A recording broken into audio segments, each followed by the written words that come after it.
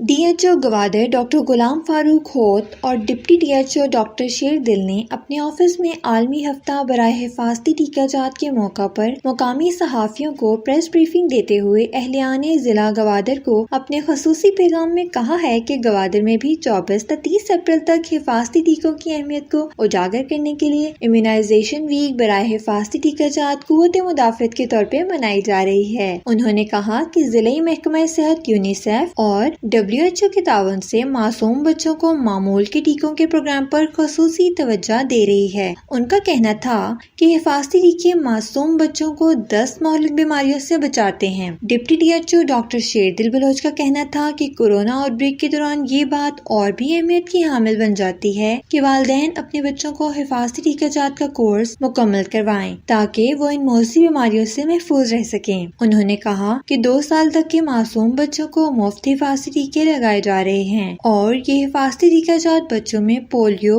خسرہ، تشنج اور دیگر بیماریوں کا مقابلہ کرنے کے لیے قوت مدافعت پیدا کرتے ہیں۔ بچوں کو مستقل طور پر صحت مند بنانا ریاست کے ساتھ ساتھ والدین کی بھی بنیادی ذمہ داری بنتی ہے۔ انہوں نے ضلع بھر کے والدین سے بچوں کا حفاظتی ٹیکوں کا کورس مکمل کرنے کی اپیل کی ہے۔